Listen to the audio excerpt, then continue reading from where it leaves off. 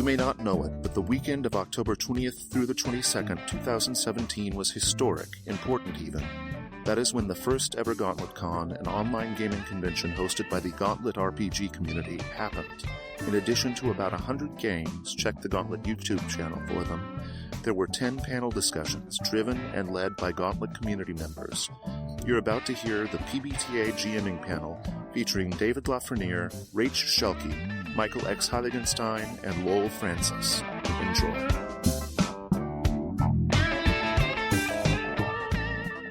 All right. Well, Gauntlet Con 2017, the first annual Gauntlet Con. It is time for our GMing PbtA panel. With us this evening or this morning or this afternoon, wherever you may happen to be, is first Lowell, who is author of the Emmy award-winning blog Age of Ravens. Oh, yeah. Yes. Thank you for being with us, Lowell. Oh, yeah. Also with us, Rach is co-host of the new Plus One Forward episodes. She is also a co-host of the Gauntlet podcast and the podcast It's Like D&D, and runner of many Toronto public games. And Michael X, who is a GM for the Gauntlet, as well as other live games, and a great contributor to our community. And then I am your panel moderator, David, and I am the co-host of the Discern Realities podcast and a GM for the Gauntlet. Thank you all so much for being here. Awesome. Thanks for inviting us. Absolutely. I'm so excited.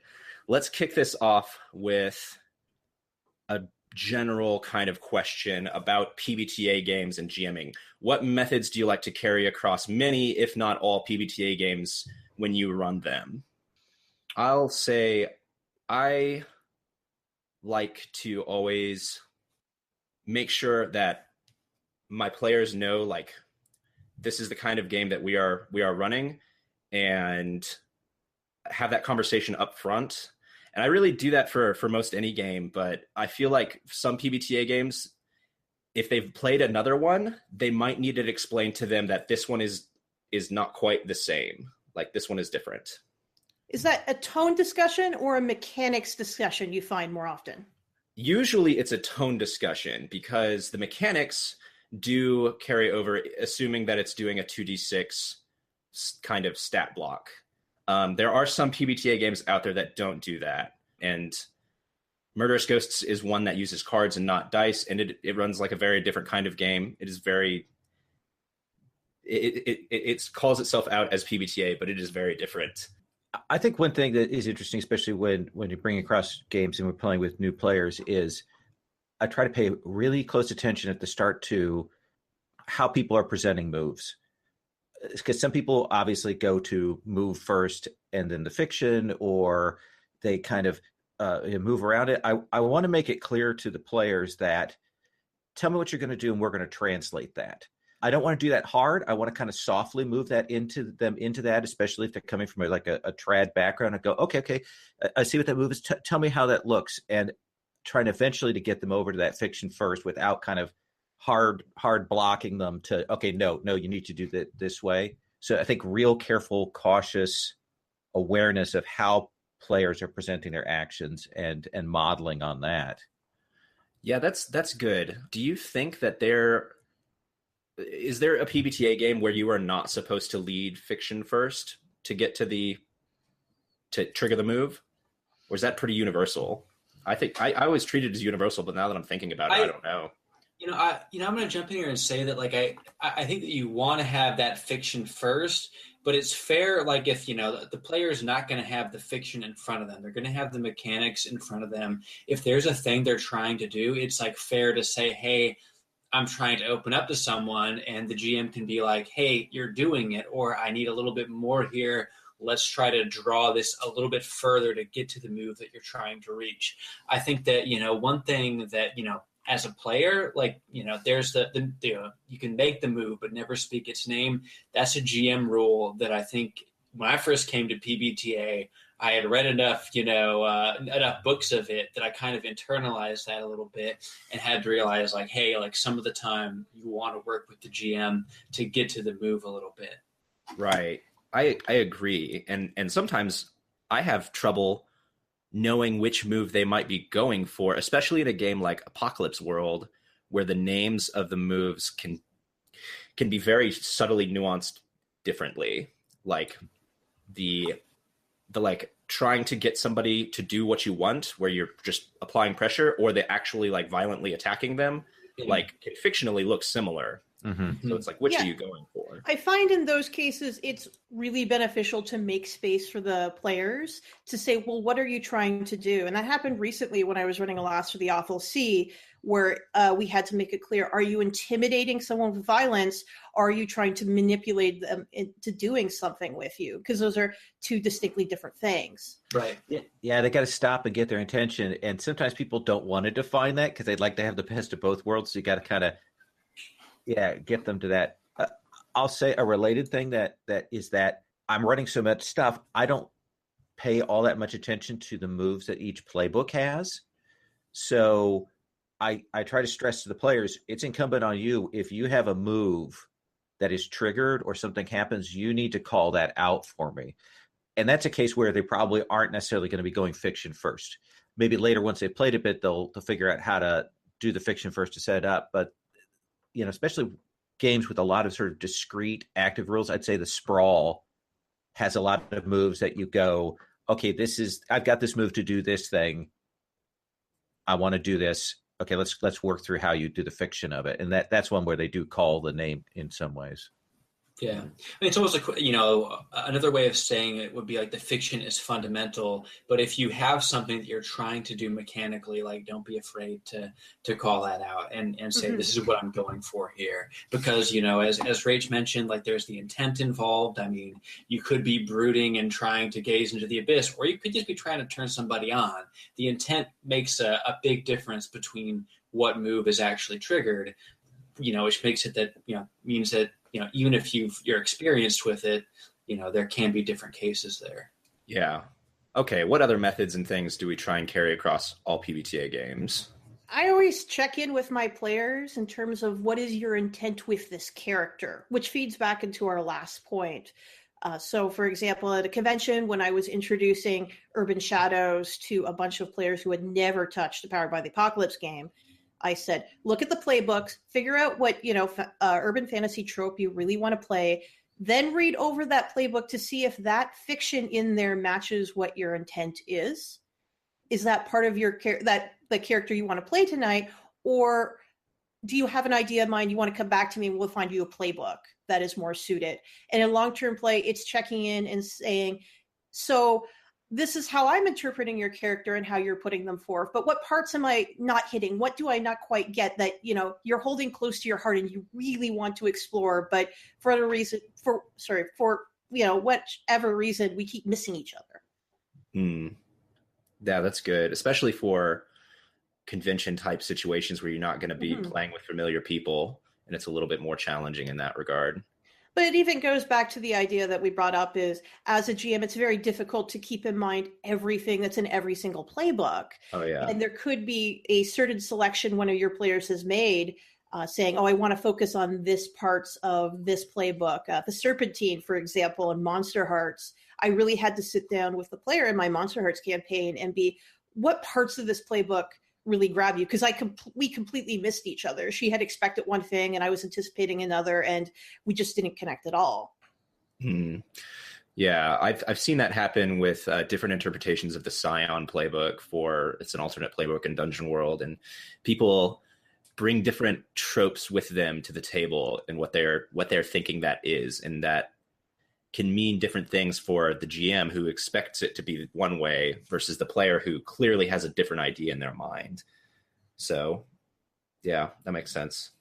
Any last things on methods you would carry across all PbtAs? All right. Well, we've got a question from Ollie who's watching.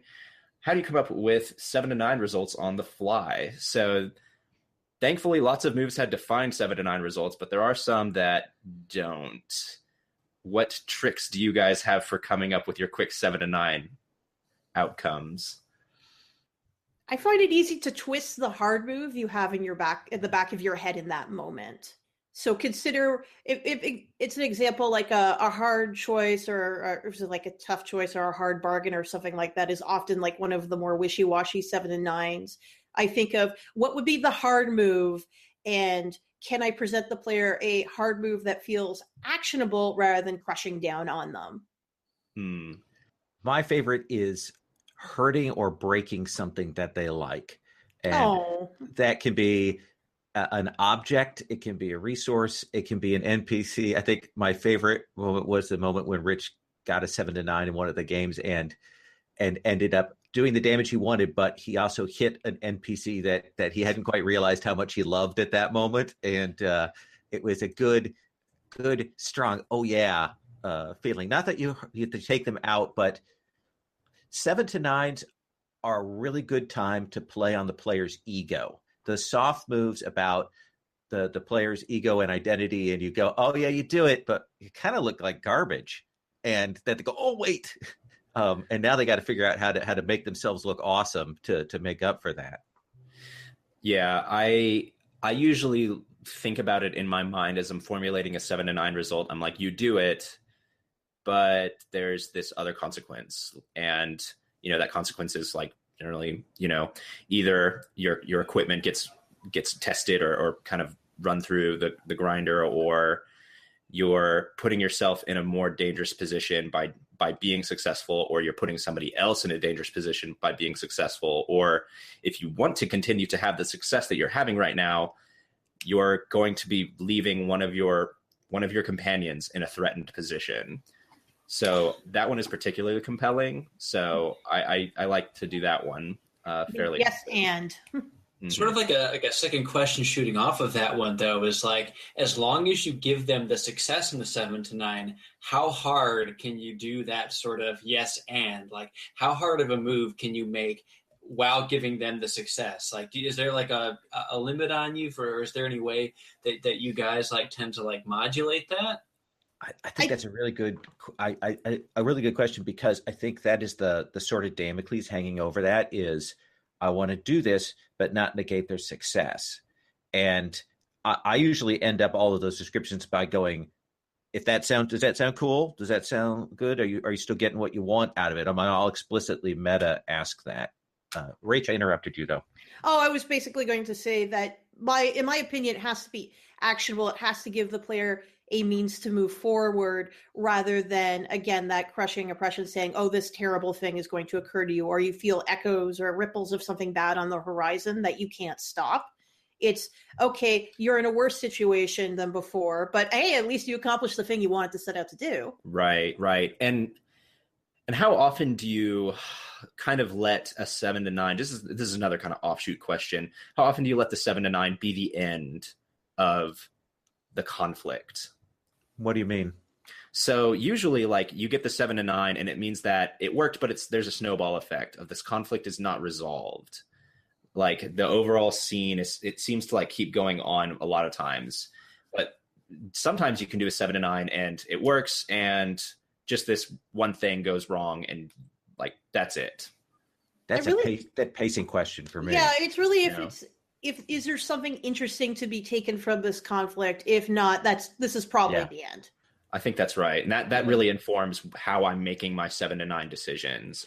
And the 7 to 9 in many cases lends itself towards keeping the scene going. But some of the time it's like, hey, if like someone makes a 7 to 9 on trying to get out of a situation, I mean, they're still getting out of there. I mean, there might be some they leave behind. There might be some loose ends here. But, if the scene is winding down, obviously, it makes sense to let that scene wind down. That said, the 7 to 9 does have a tendency towards keeping things going a bit and leaving loose ends, even if you do close that scene. Yeah. I think pacing is a huge issue for PbtA GMs. It is one of the things that you have in your court to kind of control and shape. And good PbtA GMs are conscious of pacing and keeping that rhythm going and moving and cross-cutting, but using those 7 to 9 results to keep up the momentum or go, okay, and now we move on. We don't linger on those things.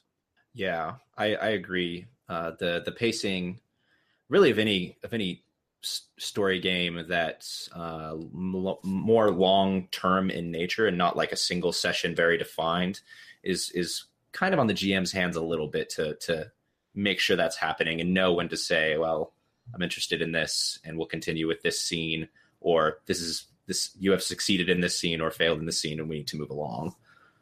Any last thoughts on the 7 and 9? I think I'm good. All right. Rob asks, what is your favorite principle or GM move and why?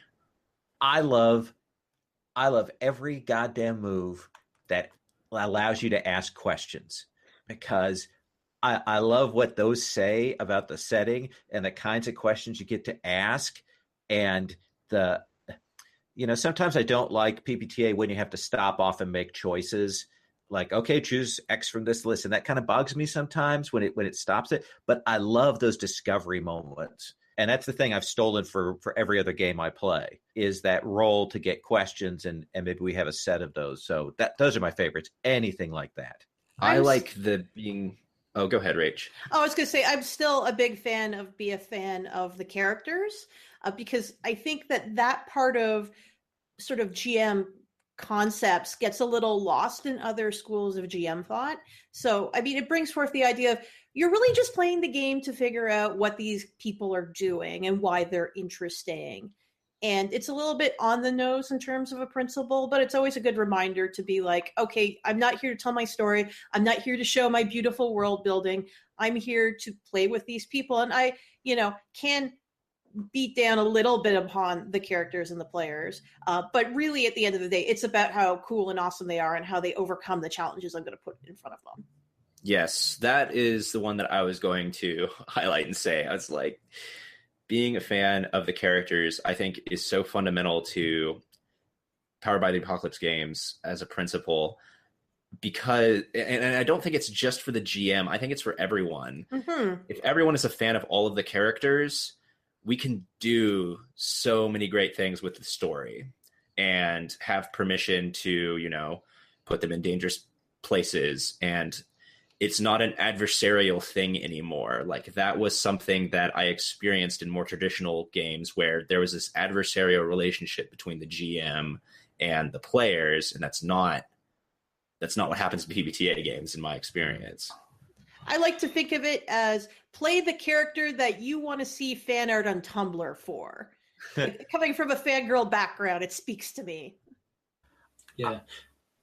And I would say that on some level, that's almost like essential to a lot of these games. I mean, people often online will ask questions like, okay, just jumped into Dungeon World. Like, how do I balance this? Like, how do I make sure my player characters won't be like whooped? And like, you can be as hard as you like on the player characters, basically, as long as you're a fan. That's one of the things that, for me can be kind of tricky. It's like, I don't like to be the bad guy, even though like being in that seat like means that you have to be a bad guy. But that's where being a fan of the player characters comes in, and fronts help with that as well. But in terms of just looking at the principles, just being a fan of the player characters, includes that willingness to put them in danger, put them in situations that are, seem improbable or difficult for them to overcome, which definitely helps out. I'll say one other thing that PbtA really, really reinforced reinforced me, and I've seen other games now borrowing this it really explicitly, like a lot of the Mutant Year Zero, those free league games and stuff, is if you've gone to a roll, something happens. If you've bothered to make that roll for the dice, something has to occur. Some bit has to roll out of that. That nothing happens is not an option, or you fail. Roll again next round is not an option. Well, things happen, the fiction changes. That's one of the core concepts in Powered by the Apocalypse. Mm-hmm. Yeah. I haven't gotten my favorite in, and I don't have one, but one I've been thinking of about a lot lately in the past couple of months is bringing the players together, which is something in Monster Hearts. I know it's a GM move in a few other games. Because a lot of PbtA can kind of trend towards everybody doing their own thing in their own space. But I always like to keep in the back of my head, like one, like I feel like set piece is kind of it's the right and the wrong word, because it doesn't have to be a spectacle, but like any moment in a system where players can be doing all sorts of different things, any moment that gets everybody in one place can be like something of a set piece. It can be like a big moment, which is something I've kind of started to consciously build into my plate. Not something that happens every session or all the time, but it's something that I've always got like on hand to kind of keep things centered, keep everybody together. Because it's a great way to just ratchet up the drama a bit, just to get everybody together, basically. All right, we've got a question from Dave. And this kind of ties into a couple questions that we had on our list. So I'll just kind of read them all as one, and we'll answer them kind of as we see fit. But is there anything that bugs you about newer PbtA games? Also, what bothered you about older PbtA games is kind of something we had on our list. And Dave asks, what innovations are you still looking for in the PbtA space? Oh, I know this one. I want a Hono Bono game. God, I want a Hono Bono game so much, like that's powered by the apocalypse. So something like Golden Sky Stories, some of the emotional spaces in Ryotama, Raspberry Heaven, the Whispering Road, I think is another one. I really want a game that's about being happy and feelsy. I don't think there's one that exists. Apillion gets a little bit, but then it's got like this underlying darkness and this whole idea of growing up and becoming an adult, which is not quite right. But it's just, it would make me so happy. I have two things I want. One is, and I just thought of this today, I want a game where you start out as amnesiacs and your moves are about rolling to find out who you are and being able to answer questions, and maybe the GM gives you answers or maybe you get answers. And that's, we actually kind of build your character through moves. Other thing I want is, I really want to figure out how to do something a game that has kind of combat dueling as a centerpiece, like Crimson Skies, where they have dogfights and stuff.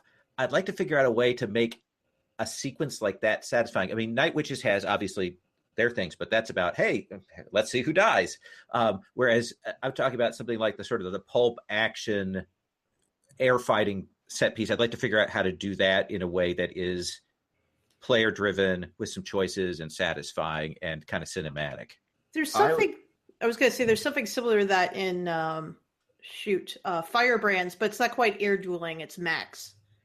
Okay, so, and that's a really odd Powered by the Apocalypse game. That's sort of like very left of center. I didn't even realize it was PbtA. Well, it technically is, but Vincent can say. Okay, you know, well, let's not go down that road. Please. This may be out there and I'm not aware of it, but I really think that PbtA could produce a game that tells the story of World War II soldiers or Vietnam soldiers in a compelling way, and I would be living for that. Ooh, really? Yeah, I love that kind of story. You know, that Saving Private Ryan, that Band of Brothers kind of story. I think that there'd be something there. I think it'd be a game where you would retire a character like every other session, probably, either because like they get wounded or they die. Wow. I think it could be cool, but I haven't seen anything like that. Are you guys aware of anything like that?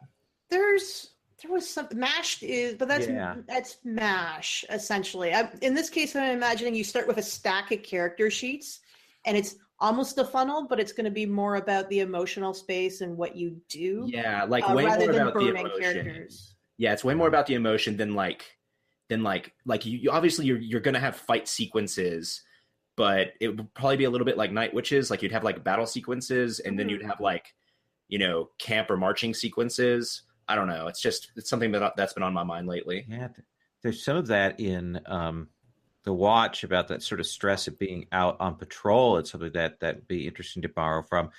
It'd be fun to do where you had a unit playbook and like build up at the start a list of names for the unit, and then when somebody does, you know, pass on, you have to take a new name. Yeah, you have to pull one off of the list, and like, man, that would just be really. I think it could be really deep emotional play that would be good in that. That's heavy. I would say for me, like my the two games I would like to see. One is like my ideal like Star Wars thing, and I have like a very specific concept of Star Wars that differs from like a lot of people's concept of it. it's got to be the revolution against like, you know, the evil empire. Like, I think that a lot of like, you know, sci-fi like that kind of gets away from that like straight up raw revolution, which for me is what my ideal would be there. And the other one for me, I could go for something like what I think about a mix of office culture and just like dramatically charged like everyday life stuff. Which, you know, I don't know if there's like a system out there quite for that. Like, you know, and almost like if I were to do it like, or if I were to look at it, you could take that different places. Like it could be, you know, something like Mad Men, like more dramatic, or something like Silicon Valley, where you could play it a bit more for humor. I don't know, but putting people in like realistic situations is something that really hasn't been done, as far as I know, too much at all within PbtA. Yeah. That's something I would definitely be interested in. Yeah, I can't say I've seen that in PbtA. I've seen that kind of thing in other story game systems, and it works pretty well. What do you think would be the benefit of a PbtA style on that? Well, I think PbtA is a, you know, robust and very solid system for a lot of things. I don't know if it would be the way to do it, because, you know, PbtA tackles genre really well, which if you look at like what defines genre, one of the things that defines it oftentimes is being a step away from everyday life, a step away from like realistic fiction. So maybe it wouldn't work. I mean, you would have to kind of hack it in that direction, you know, being able to create dramatic situations that are charged, you know, without having that kind of outside reference, I guess. I think it could work. I mean, it's about heightened emotional experience. Yeah, I think in terms of genre, I think it should be clear there's genre fiction as a concept, which is where we get speculative fiction, which speculative fiction, genre fiction are kind of interchangeable right now in nerd discussion. But when I think of genre, office space drama or comedy, that's a genre that exists of storytelling. You would just have to sort of sit down and pull apart which parts of these stories are actionable, what moves the plot forward, and how do I put that into game mechanics. Yeah. Neat. All right, let's see. We've got more questions coming in. YG Mitchell asks, is there an aspect of PbtA that clashed with your GM style? If so, how did you resolve that? I will say I came from a background where it seemed expected that you would be very much more like on rails, and very much more every aspect planned. And how I resolved that is I didn't do prep like I would do for those games. It felt uncomfortable at first, because I was like, well, but I don't know what's going to happen. And then it's like, well, that's okay. You don't have to. You'll figure it out. And you'll figure it out with everyone else at the table. So that was for me. I think that one of the things is, if you come from a trad game and even trad games that aren't necessarily combat heavy, the obvious consequence for bad actions is taking damage, taking harm. And getting out of that mode of going, okay, well, you do this and you fail, so you hurt yourself. And only falling back on harm as a hard move if it absolutely fits, and figuring out new ways. That took me a while to get my head around. That's a good one, yeah. Yeah, because I say when I ran Crow's Mantle for Rich and stuff, it took me a while to go, okay, I got to stop. I've got to figure out what are other consequences here, because I keep in a combat, it doesn't need to be harm. Other things can happen. I've got to really think about that. I think that, you know, extending kind of off of what David said, with having a totally different, like, you know, way to how you approach players with it versus, you know, railroad versus kind of like an open, like, what do you guys want to see or do here? The two things that make that tricky for me, you know, one is prep. You know, I still feel like getting ready for, you know, any kind of PbtA game, it's like I should be doing stuff. I know the things I should be doing. There's like 10 of them. There's not really that much busy work involved, aside from like pulling relevant images off of like Pinterest. That's the only thing to me that feels like busy work. And I actually like that. It's a little bit of a relief in between, like figuring out, okay, what does everybody want to see happen here? What would be cool to extend to this character? Like what we be doing with like this particular front? But, still a lot of prep for me, like, involves just kind of like spiraling out ideas for, hours like of spare time before like, half an hour before it starts being like, okay, this is where we're going to cut in. The other thing to me, and Jason talked about this Hunt the Gauntlet pretty recently, this is very specifically about my game, is about how you frame scenes, which trad games don't really prepare you for, really for handling that at all. Being able to say, okay, like when do you go to the player and say, what do you want to do here? And when do you say, okay, this is the situation, what do you do? That to me was a very tricky distinction at first, and one that I only kind of figured out in time. I mean, I think it partly depends on the system, but with most PbtA, I feel like in general you want to let them frame the scenes, and that's something that I only really learned and kind of figured out recently, and that kind of helped me quite a bit with my PbtA GMing. Another thing. Sorry. Yeah, I think I did come from more of a trad background briefly before I got into Powered by the Apocalypse. And it was the idea that if you didn't prepare a lot ahead of time, you were a bad GM who was slacking off and disappointing, letting down your players. And I internalized a lot of that anxiety early on rather than accepting, okay, you're going to do a little bit of prep so you know what your pieces are, and then you're just going to let it flow. And it took me a long time to get used to that trust in the game and the players. For me, I'll say another thing is there's a level of granularity that for problems that trad has. Trad has okay, here's a problem. We've got a setup. We've got a building. I've delineated who the people are. How are you going to roll? How do you move in? Versus both Fate and PbtA go, okay, you want to break in and get this set of papers out of the building? Let's make that roll. Okay, that roll is the whole thing. And that's great because it moves the fiction forward. It's exciting. We get to narrate some of it. And as a GM, that means that, whoa, suddenly everything that I thought was kind of cool gets compressed down. And it's wonderful, but it moves things forward much faster. And getting a sense on what problems you can actually zoom in on and break down versus what ones we can do very, very quickly is a technique that I think I had to completely relearn that leveling when I started running PbtA and Fate more. Mm-hmm. Yeah. Yeah, I mean, I adore how fast it moves, but it's pretty normal with PbtA that, within like the first half of a session, you'll get past anything that you could really like envision, so you could, between sessions, how the session's probably going to start, what situation you're going to come in on, but you really, you don't know for sure where they're going to be 30 minutes in, and you definitely don't know where they're going to be like an hour or two in.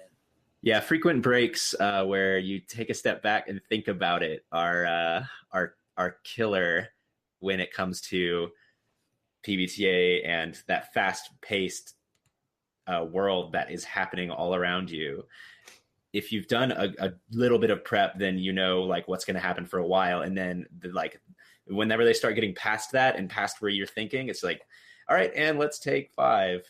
And then you think about it and you come back and you're like, all right, this is what's happening now. And then an hour later, you're like, all right, let's take 5. I need to go to the Fortress of Solitude, the bathroom. Yeah. And you've got to be willing to do that rather than applying the brakes, because I've seen GMs, their response to that is to slow things down rather than let it flow forward. And I get that reaction. I understand, because my gut reaction is, whoa, that's too fast. I mean, when I'm running Worldwide Wrestling is me on a go-kart on top of a hill, and I'm desperately trying to hold this on. And it's 3 hours of just trying to keep it on the road, and it's going so much faster than I thought it would go, and we need to slow things down. But I got to let it go. We'll crash at the end, but maybe I'll get to park the car. Maybe not.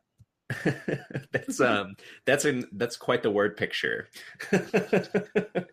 I've run a lot of WWW, so yeah. I've also been in games where things are progressing slowly and your players are really just into this moment that they're having where they're just in a tavern or something, and the tavern is strange and they're enjoying talking to each other and bantering, and then like, you know, watching the strangeness around them happen. How do you guys as PbtA GMs, how do you feel about like letting those things breathe? Oh yeah. Versus, I mean, how long do you let it breathe before you jump back in? Let it breathe till there's a lull, basically. Just let them have that space and focus on their characters. Listen in, because you might learn some interesting things that you can take action upon later. But just wait till there's like that logical, natural point where you become a GM again.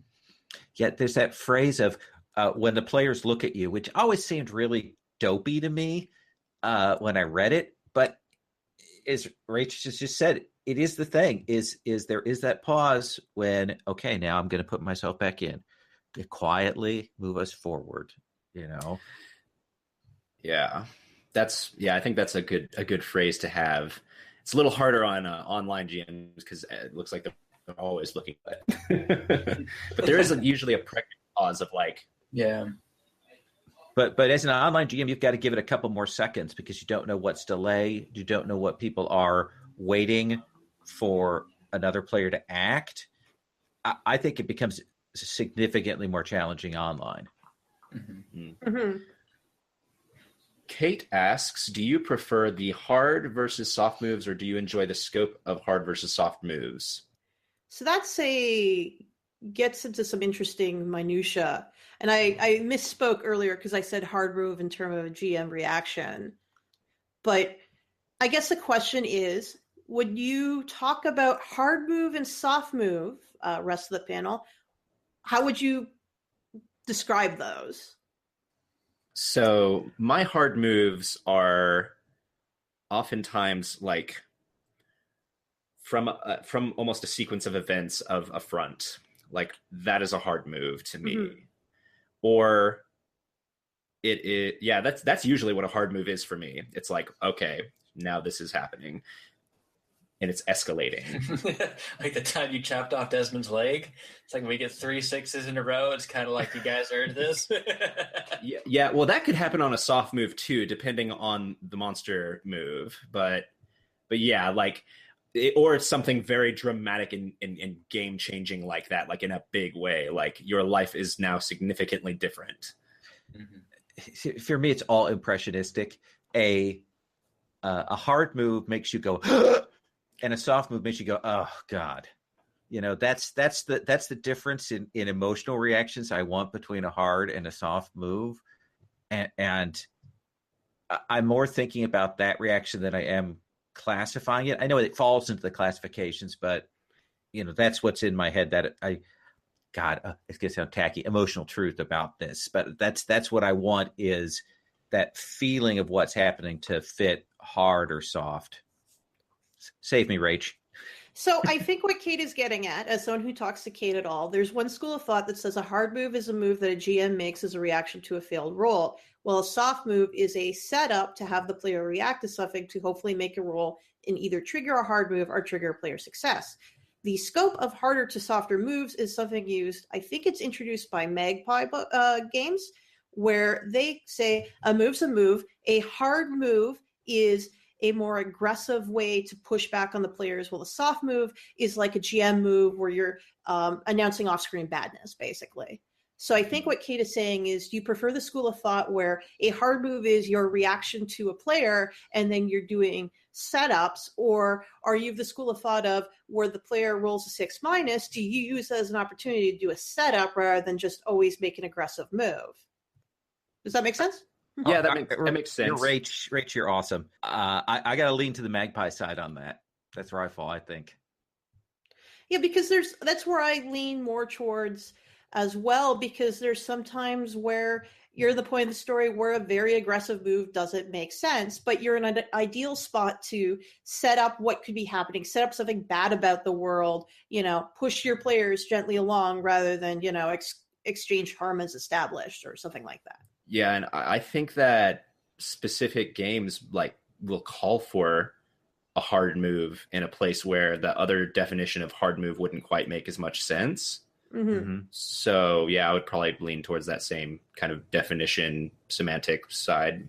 But yeah, at the end of the day, it does seem a little bit just kind of semantics to me, but I don't know.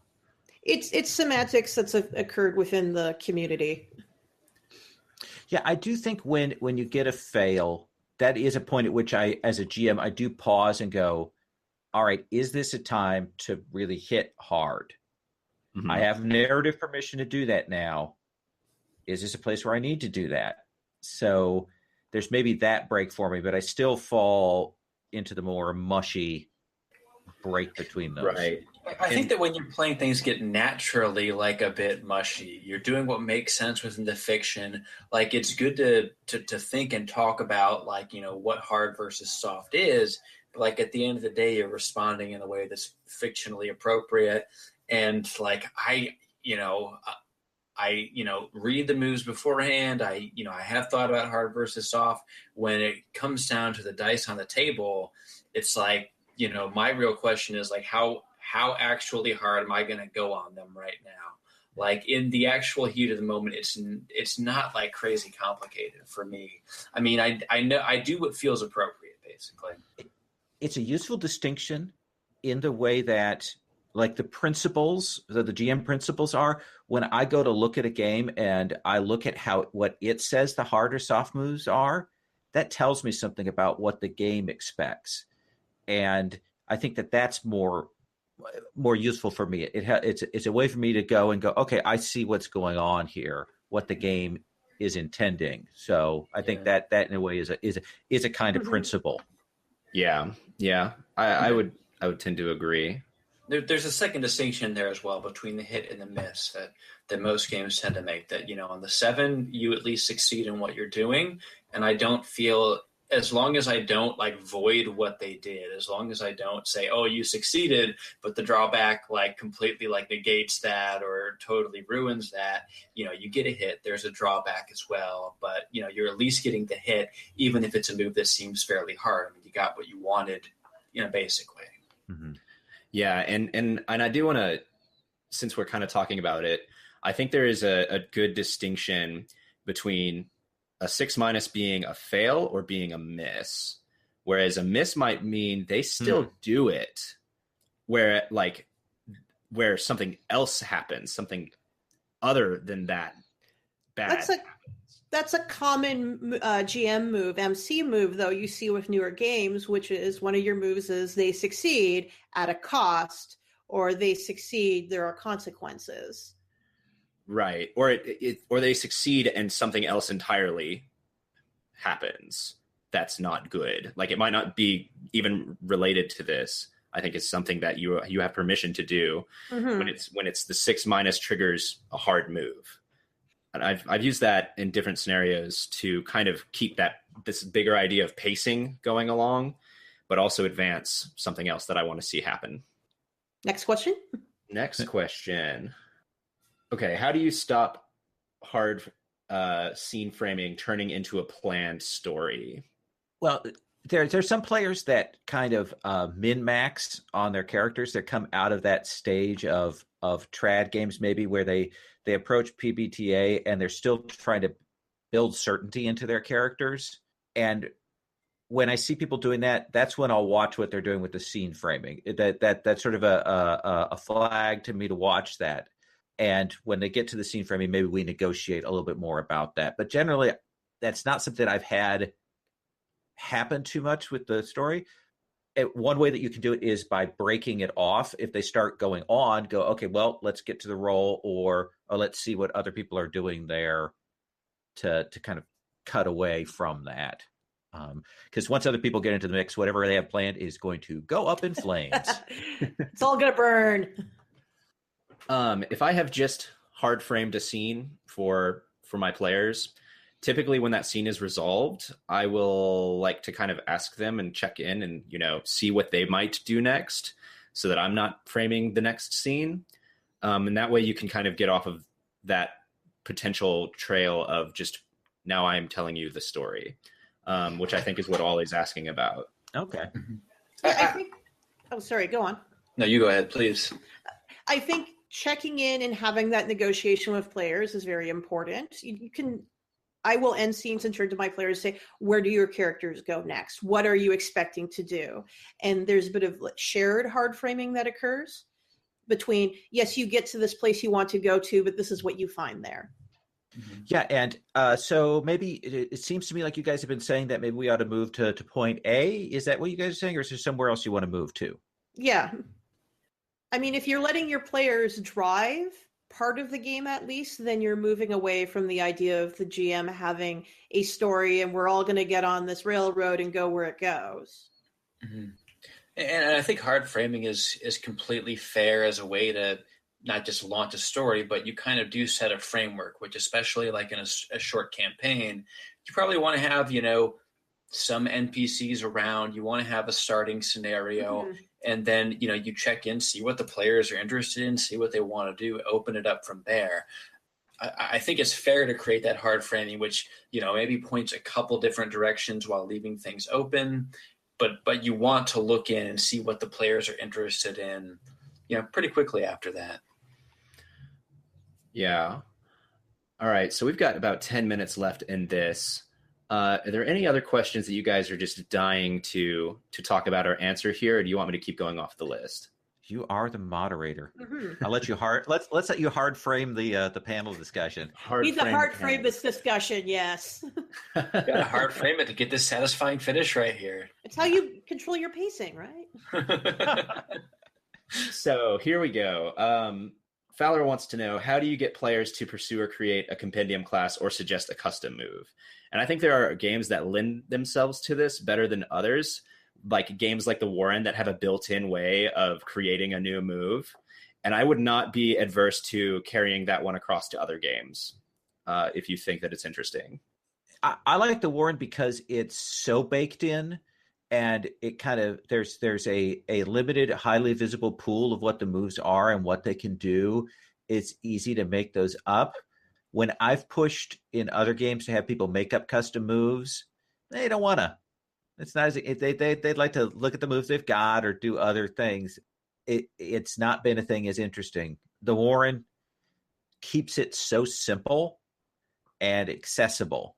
So I think that's what has to happen to make that really work. But I say that you may have had other experiences. As someone who hasn't yet played the Warren, can you guys distill what this move creation process is in about 30 seconds? The rabbits only I know have what the word is. I just don't know. No. I'm saying the rabbits only have like one or two move at the start, and they come from a big master list of moves, and they're all incredibly brief, evocative little ones. And essentially, they're very simple. You can easily look at the sheet and get what they are. There's a move in the game, then do something new. And if you do something new, you can make a new custom move, and you've got this like quick model for that. Right. But you have to first succeed at the doing something new. Otherwise, it's like, oh, geez, I'm never going to try that again. Yeah. So the other part of that is, do you need another move? Because sometimes you've got moves that cover it, and you don't always need more and more moves. But if you want like a more specific kind of outcome or a more controlled outcome, and it's something that the character is interested in, because they think that their character has, more of an expertise in this, so they'd like to have more defined outcomes, then it might not be a bad idea to say, well, let's hammer something out, and what would be reasonable, and have that conversation with your player. Yeah, it seems like it's a very conversation-focused concept. I can think of a couple of games that do allow you to modify moves or create your own moves. I think for the leveling process for Last of the Awful Sea, which I ran recently, that's why it's off the top of my head, that's part of leveling is you start making moves and they give you a structure, but it's meant to, I think, show how your character's relationship with the Nazi is developing. I'd have to go back and look at it again. And of course, Dungeon World, of course, being infamous for the amount of hacking that goes along in there. But then I can think of the whole idea of custom playbooks, I think, is an interesting spin-off of this. When I first started getting into Powered by the Apocalypse games, we were playing Monster Hearts, and there are just this whole rainbow of custom playbooks for that game. I guess the question is, would you allow your players to make a whole playbook and bring it to the table? I would have to know them very well. and I probably still want to read it beforehand. Yeah, I want to talk with them about intent, but yeah, I agree that I would want to be somebody that I trust and have played with to have them do that, or they'd have to ask really, really nicely. I really want to play this thing. Michael, you have any thoughts on this? I think that most PbtA systems don't really point towards the players creating custom moves and creating custom classes. Like, it's not cooked into the stuff that the players like ordinarily look at. Like, it's definitely sort of on the table, but when PbtA typically talks about creating custom moves, it's generally in the GM section. And there'll be like an appendix or another section like after that points towards that. I mean, PbtA is like very hackable, but it doesn't seem to me to generally say, okay, you're the player coming to the table, like come up with like I don't know. The Warren seems to me like almost an exception, but generally that's not something that to me is typically player facing. Yeah, because I'm thinking of, there's the Warren, there's Alas, there's Dungeon World. I think there might be something with some of the Urban Shadows playbooks where you can make modifications to your moves, but I might be thinking of like a specific Oracle move. Yeah. Okay, last question, and it's kind of a strange metaphysical question from Ollie that we have here. Which game do you think is the purest expression of PbtA? That's a loaded question right there. Wow. I just had this thing last year where I played some of the big three of PbtA that I hadn't played in 1 month. I played Dungeon World, Monster Hearts, and Apocalypse World, and all three which I hadn't played until the middle of last year, or the middle of this early part of this year. And I got to say that Apocalypse World, I mean, it's such a crappy answer, but I do think that the second edition of that really does distill a lot of those things nicely. It's a tight set of basic moves that have good flexibility to them. They do interesting things. That's it off the top of my head, but I don't have a deep experience across the board. So I think you guys who have a better sense of that would probably have better answers than me. So to answer this question, I kind of have to define what does it mean to be a pure expression of Powered by the Apocalypse. To me, a pure expression of Powered by the Apocalypse means it's a playbook-driven game that is playing to find out what happens and strongly relies on 10 plus succeed, 7 to 9, middle success, 6-, it's a miss. And for me, the best example I think of implementation of that is still Dungeon World. But I'm incredibly biased. I have a podcast all about Dungeon World. So that's my answer to that question. I'm going to use the cheat answer, which is the most purest form of Powered by the Apocalypse is either going to be the first game you play or the game where it finally clicks for you. Mm. Because if you look at a lot of the game design community, everyone seems to define on a personal level, yes, I understand what the bakers have put down, said this is what this means, but on a personal level, what that system means and what it does varies from person to person. You look at the Sprawl, and the Sprawl has a fixation on clocks, and you have other games that don't talk about clocks at all. It's my favorite example. And Blades in the Dark is another, if I'm not mistaken, clock heavy game. Yeah. Mm-hmm. World of Dungeons, someone suggested. Yeah, I would say the obvious answer for me would be Apocalypse World. Otherwise, I don't think you can define it clearly what the pure PbtA is, but I can sort of picture 4 people passing around 2 dice and rolling everything flat and making up moves as they go. But I mean, but besides that, like Apocalypse World, those are the obvious ones for me. I don't know. Awesome. All right. Well, thank you all so much for joining me on this panel. I hope that we have enlightened the community, that they have no more questions, that we've answered them all, and then they'll never have to wonder ever again, how can I be a great PbtA GM? We've answered PbtA it here. Firmly answered. Throw things at the wall. In just 59 minutes, we answered them all. There's no more discussion or debate ever. Yep. This is it. All right. Myself out of a job. Thank you so much, you all. Thanks for having us. Gauntlet is a vibrant online gaming community. You can find out more at gauntlet-rpg.com or search in Google Plus communities for The Gauntlet. If you like what you heard, you can support us at patreon.com/gauntlet